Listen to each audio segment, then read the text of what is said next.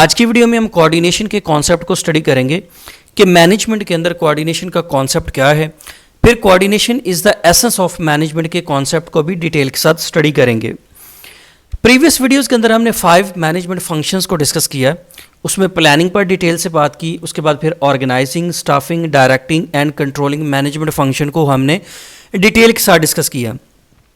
इन 5 management functions के अलावा भी एक इम्पॉर्टेंट मैनेजमेंट फंक्शन होता है जिसे एक मैनेजर एग्जीक्यूट करता है, वो कहलाता है कोऑर्डिनेशन। तो इस वीडियो के अंदर हम कोऑर्डिनेशन को डिटेल के साथ स्टडी करेंगे।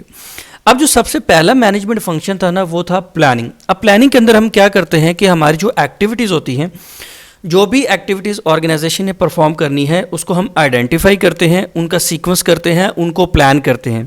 या प्लानिंग फेज़ के अंदर या प्लानिंग फंक्शन के अंदर ऑर्गेनाइजेशनल ऑब्जेक्टिव्स को डिफाइन किया जाता है कि हम कौन से ऑब्जेक्टिव्स को अचीव करना चाहते हैं। यहाँ पे एक प्लान ऑफ एक्शन फाइनलाइज किया जाता है कि किस प्लान के थ्रू हम अपने ऑब्जेक्टिव्स को अचीव करेंगे। जब प्लान कंप्लीट हो जाता है, एक्टिविटीज़ आइडेंटिफाई हो जाती हैं, एक्टिविटीज़ का एक सीक्वेंस बन जाता है, तो उसके बाद फिर ऑर्गेनाइजिंग की जाती है।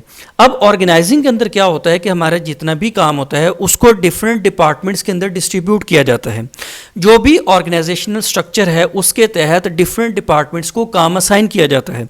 अब इसके बाद स्टाफिंग मैनेजमेंट फंक्शन आता है। स्टाफिंग के अंदर क्या करते हैं कि आप ऐसे लोगों की रिक्रूटमेंट करते हैं, उनकी सिलेक्शन करते हैं जो कि आपको चाहिए उन एक्टिविटीज़ को परफॉर्म करने के लिए जिनको आपने प्लानिंग के अंदर आइडेंटिफाई कर लिया है, या जो आपने ऑर्गेनाइजेशनल गोल डिफाइन कर लिया है, उनको अचीव करने के लिए जिस तरह की आपको मैन पावर चाहिए वो आप स्टाफिंग मैनेजमेंट फंक्शन के अंदर उनको रिक्रूटमेंट करते हैं, उनकी सिलेक्शन करते हैं।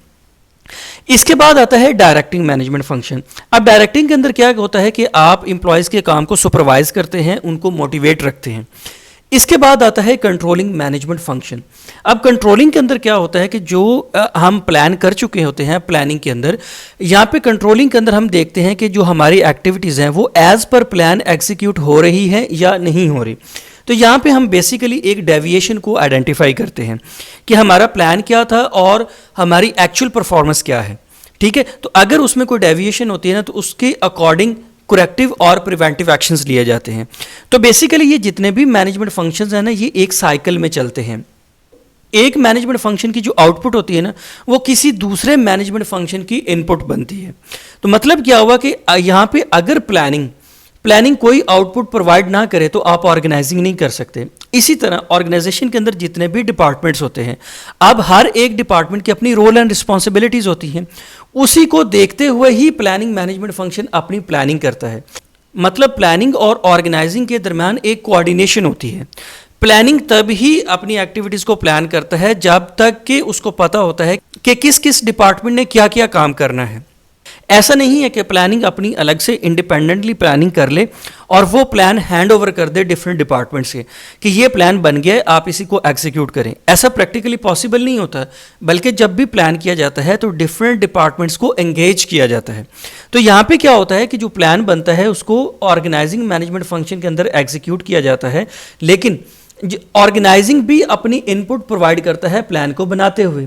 इसी तरह अब यहाँ पे स्टाफिंग मैनेजमेंट फंक्शन है। आपको किस तरह के एम्प्लॉयज़ चाहिए, कितने नंबर ऑफ़ एम्प्लॉयज़ चाहिए, उनकी एज क्या होनी चाहिए, उनकी क्वालिफिकेशन क्या होनी चाहिए, उनकी स्किल्स क्या होनी चाहिए। तो ये चीज़ें आपको कहाँ से मिलेंगी? ये आपको प्लानिंग से मिलेंगी, ये चीज़ें आपको ऑर्गेनाइजिंग से मिलेंगी कि डिफरेंट डिपार्टमेंट्स का काम क्या है, उसके लिए आपको किस तरह की मैन पावर चाहिए। तो बेसिकली इन मैनेजमेंट फंक्शंस के दरमियान जो एक बाइंडिंग फोर्स होती है, जो कि इन सारे मैनेजमेंट फंक्शंस को बाइंड करके रखती है, इसे कहते हैं कोऑर्डिनेशन। तो कोऑर्डिनेशन चूंकि इन सारे मैनेजमेंट फंक्शंस को बाइंड करके रखती है, तो इसलिए ये एक बहुत इंपॉर्टेंट एक्टिविटी होती है। विदाउट इफेक्टिव कोऑर्डिनेशन आपकी मैनेजमेंट इफेक्टिव नहीं हो सकती। आप के ये जितने भी मैनेजमेंट फंक्शंस हैं ना, आप इनको इफेक्टिवली एग्जीक्यूट नहीं कर सकते, क्योंकि ना तो आप इंडिपेंडेंटली प्लानिंग कर सकते हैं, ना ही आप इंडिपेंडेंटली ऑर्गेनाइजिंग कर सकते हैं, ना ही इंडिपेंडेंटली स्टाफिंग की जा सकती है, ना ही डायरेक्टिंग और ना ही कंट्रोलिंग। बल्कि ये सारे जो मैनेजमेंट फंक्शंस हैं ना, ये एक साइकिल के थ्रू एग्जीक्यूट होते हैं और इनके दरमियान एक स्ट्रॉन्ग बाइंडिंग फोर्स होती है जिसे कोऑर्डिनेशन का नाम देते हैं। और coordination is the essence of management, कि ये मैनेजमेंट का एक कोर कंपोनेंट होता है कि कोऑर्डिनेशन के बगैर आपकी मैनेजमेंट इफेक्टिव हो ही नहीं सकती। अब हम कोऑर्डिनेशन की डेफिनेशन को स्टडी करते हैं कि coordination is the process in which a manager synchronize the activities of different working units or departments is called coordination. Coordination एक ऐसे प्रोसेस का नाम है जिसके थ्रू मैनेजर ऑर्गेनाइजेशन के अंदर जितने भी डिपार्टमेंट्स काम कर रहे हैं उन सब की एक्टिविटीज को सिंक्रोनाइज करता है, उन सब की एक्टिविटीज को कोऑर्डिनेट करता है या उन सब की एक्टिविटीज को इंटीग्रेट करता है ताकि जो कॉमन गोल है ना उसको अचीव किया जा सके। अब कॉमन गोल क्या है? वो होता है ऑर्गेनाइजेशनल गोल। ऑर्गेनाइजेशन के अंदर जितने भी डिपार्टमेंट्स होते हैं, जितने भी इंडिविजुअल्स काम करते हैं, ऑर्गेनाइजेशन के जितने भी इंप्लॉयज होते हैं, सबका एक ही मकसद होता है कि ऑर्गेनाइजेशनल गोल को अचीव करना। अब चूंकि ऑर्गेनाइजेशन के अंदर डिफरेंट डिपार्टमेंट्स होते हैं, फॉर एग्जांपल उसमें प्रोडक्शन डिपार्टमेंट है, वेयर हाउस डिपार्टमेंट है, सेल्स है, प्रोक्योरमेंट है, मार्केटिंग है, एचआर है, या क्वालिटी मैनेजमेंट है। अब ये जो डिफरेंट डिपार्टमेंट्स हैं, हर एक डिपार्टमेंट इंडिपेंडेंटली अपनी एक्टिविटीज़ को एग्जीक्यूट करता है, अपनी फंक्शनैलिटी को परफॉर्म करता है। इसलिए यहाँ पे इस चीज़ की नीड अराइज होती है कि जितने भी डिपार्टमेंट्स हैं इनके सब के दरमियान एक कोऑर्डिनेशन हो, इन सब के दरमियान सिंक्रोनिज्म हो कि सारे डिपार्टमेंट सिंक्रोनाइज होकर चले और जो कॉमन गोल है ना उसको अचीव करें। अब फॉर एग्जांपल प्रोडक्शन डिपार्टमेंट है और सेल्स डिपार्टमेंट है, तो सेल्स डिपार्टमेंट को पता होता है कि हमारे पास कितने ऑर्डर्स आ रहे हैं, उन्हीं ऑर्डर्स को वो कम्युनिकेट करता है प्रोडक्शन डिपार्टमेंट को कि हमें सेल्स को बढ़ाना है या कम करना है। तो मतलब अब ये दो डिपार्टमेंट्स के दरमियान कोऑर्डिनेशन होता है, सिंक्रोनिज्म से चलते हैं। फॉर एग्जांपल आपकी सेल्स ज़्यादा है और आपकी प्रोडक्शन कम है, ठीक है, और इसी तरह सेल्स कम है और प्रोडक्शन ज़्यादा है, तो इसका मतलब है कि दोनों डिपार्टमेंट्स के दरमियान कोऑर्डिनेशन नहीं है, जिसकी वजह से आप ऑर्गेनाइजेशनल गोल्स को अचीव नहीं कर सकते। इसी तरह अब आपका प्रोडक्शन डिपार्टमेंट है और आपका प्रोक्योरमेंट डिपार्टमेंट है। प्रोक्योरमेंट डिपार्टमेंट जो होता है ना वो रॉ मटेरियल्स को परचेज करता है या उन आइटम्स को परचेज करता है जो कि प्रोडक्शन के अंदर यूज होनी है। अब जब प्रोडक्शन डिपार्टमेंट अपनी प्रोडक्शन को इंक्रीज करता है तो वो प्रोक्योरमेंट डिपार्टमेंट को कहता है कि हमें ज़्यादा रॉ मटेरियल चाहिए, तो वो रॉ मटेरियल की प्रोक्योरमेंट को बढ़ा देते हैं। तो मतलब ये दोनों डिपार्टमेंट जो होते हैं ना वो सिंक्रोनिज्म में चलते हैं, एक दूसरे के साथ कोऑर्डिनेशन में होते हैं। अगर इन दोनों के दरमियान कोऑर्डिनेशन ना हो तो इसका मतलब यह है कि ऑर्गेनाइजेशन अपने गोल्स को अचीव नहीं कर सकती। तो बेसिकली कोऑर्डिनेशन इस प्रोसेस का नाम है जिसके थ्रू मैनेजर क्या करता है कि ऑर्गेनाइजेशन के अंदर जितने भी फंक्शनल यूनिट्स हैं, जितने भी डिपार्टमेंट्स हैं, उन सब की एक्टिविटीज़ को इंटीग्रेट करना, उन सब की एक्टिविटीज़ को सिंक्रोनाइज करना ताकि कॉमन गोल को अचीव किया जा सके। ऐसा जो प्रोसेस होता है ना उसे कहते हैं कोऑर्डिनेशन। अब कोऑर्डिनेशन चूंकि बहुत इंपॉर्टेंट चीज़ है इसीलिए कहते हैं कि coordination is the essence of management, कि कोऑर्डिनेशन के बगैर आपकी मैनेजमेंट इफेक्टिव हो ही नहीं सकती। तो अब हम इस कॉन्सेप्ट को स्टडी करते हैं कि coordination is essence of management का क्या मतलब है। कोऑर्डिनेशन चूंकि एक बाइंडिंग फोर्स होती है, एक सेंट्रल पॉइंट होता है जो कि सारे मैनेजमेंट फंक्शंस की एक्टिविटीज़ को इंटीग्रेट करता है, सिंक्रोनाइज करता है। तो अगर आपकी कोऑर्डिनेशन इफेक्टिव नहीं है तो इसका मतलब यह है कि आपकी जो मैनेजमेंट फंक्शंस है ना वो भी इफेक्टिवली एग्जीक्यूट नहीं हो सकते, क्योंकि अगर आप कोऑर्डिनेट नहीं करेंगे डिफरेंट डिपार्टमेंट्स के साथ या डिफरेंट अदर मैनेजमेंट फंक्शंस के साथ तो आपकी प्लानिंग भी इफेक्टिव नहीं हो सकती, आपकी ऑर्गेनाइजिंग भी इफेक्टिव नहीं हो सकती, आपकी स्टाफिंग भी इफेक्टिव नहीं हो सकती, आपकी जो डायरेक्टिंग है वो भी इफेक्टिवली एग्जीक्यूट नहीं हो सकती और इसी तरह कंट्रोलिंग भी इफेक्टिव नहीं हो सकती। तो बेसिकली ये जो कोऑर्डिनेशन है ना ये इन सब के दरमियान एक हार्ट का काम करती है।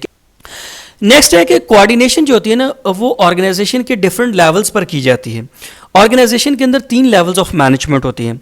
एक को कहते हैं टॉप मैनेजमेंट, फिर होता है मिडिल लेवल मैनेजमेंट और फिर होता है लोअर लेवल मैनेजमेंट।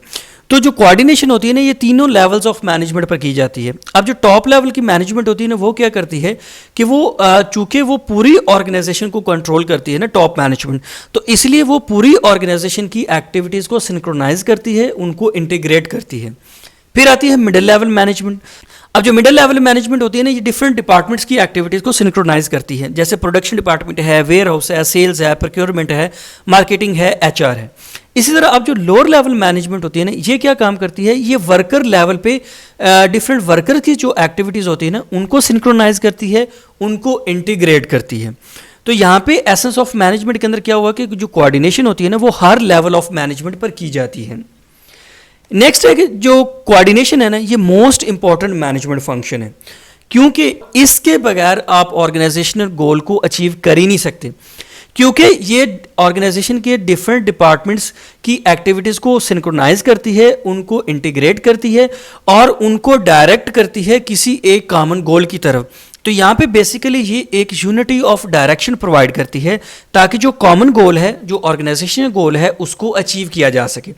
तो इसलिए इसे कहते हैं कि coordination is the essence of management, कि ये मैनेजमेंट का एक कोर कंपोनेंट है।